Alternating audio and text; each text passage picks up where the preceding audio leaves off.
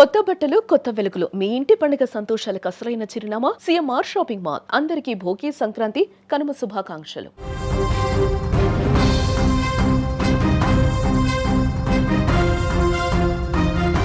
ఒక దేశం తన సొంత ప్రజలనే శత్రువులుగా చూస్తే ఏమవుతుంది? రక్షించాల్సిన ప్రభుత్వమే రాక్షసుడిలా మారి విచక్షణ రహితంగా కాల్పులు జరిపితే పరిస్థితి ఎలా ఉంటుంది? ఇప్పుడు ఇరాన్ దేశాన్ని చూస్తే సరిగ్గా అదే సమాధానం దొరుకుతుంది. ప్రపంచ పటంలో ఇరాన్ ఇప్పుడు నెత్తుటి మరకలా మారిపోయింది.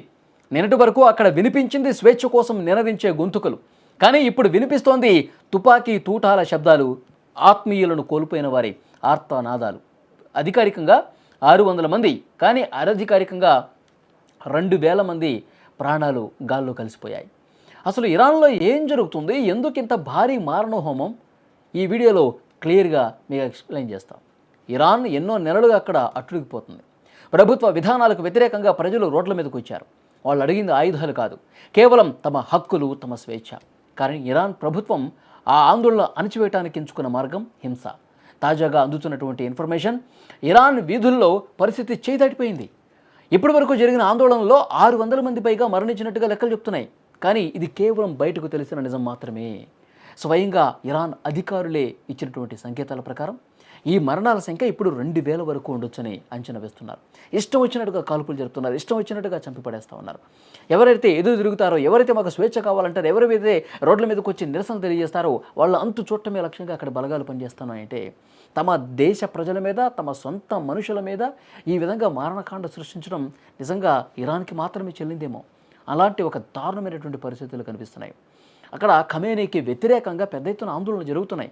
మాకు స్వేచ్ఛ లేదా, హిజాబ్ గురించి వాళ్ళు లేవనెత్తుతున్నటువంటి విషయాలు, మాకు ఇంకా స్వాతంత్రం రాలేదా, మాకు మాట్లాడే స్వేచ్ఛ లేదా, మా పనులు మేము చేసుకోకూడదా, మేము ధైర్యంగా ఏదైనా రోడ్ల మీదకి వెళ్ళి ఏదైనా షాపింగ్లకు వెళ్ళి మాకు బతికే పరిస్థితి లేదా, మాకు ఆ హక్కు లేదా అంటూ రోడ్ల మీదకి వచ్చి పెద్ద ఎత్తున ఆందోళనలు చేస్తూ ఉన్నారు. ఎందుకంటే అక్కడన్నీ కూడా పూర్తిగా తమ చట్టాలు వేరున్నాయని చెప్పి మహిళల హక్కులను పూర్తిగా కాలరాసి వాళ్ళకి ఎలాంటి స్వేచ్ఛ స్వాతంత్రాలు లేకుండా చేస్తుంది.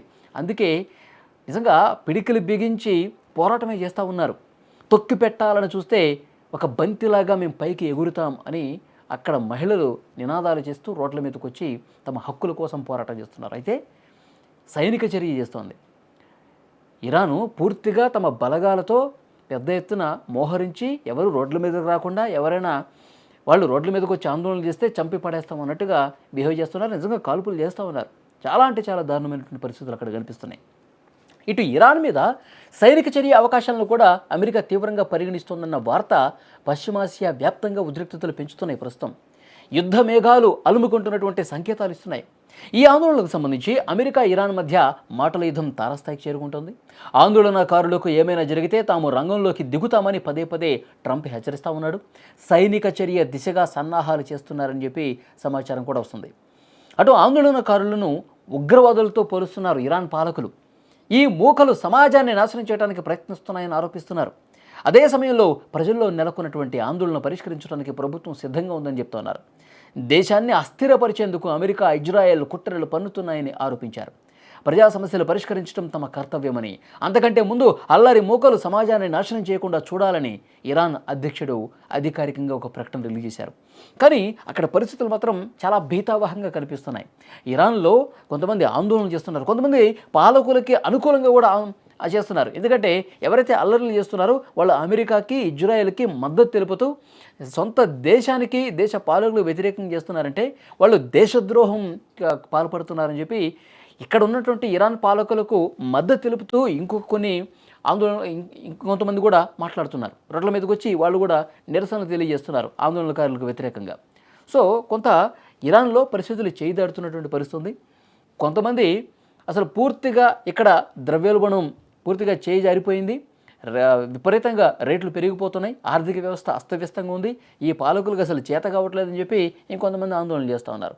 సో ఇవన్నీ ఆందోళనలతో పూర్తిగా ఇరాన్ అట్టుడికిపోతుంది. అమెరికా ఒకవైపు హెచ్చరికలు జారీ చేస్తోంది. ఏ క్షణమైనా సరే అక్కడి పాలకులు తమ తీరు మార్చుకోకపోతే సైనిక చర్య చేస్తాం, సైనిక బలగాలు మోహరించి పెద్ద ఎత్తున ఆందోళన చేస్తాం, వైమానిక దాడులు చేస్తామని కూడా హెచ్చరిస్తున్నటువంటి పరిస్థితి అమెరికా సైడ్ నుంచి కనిపిస్తోంది.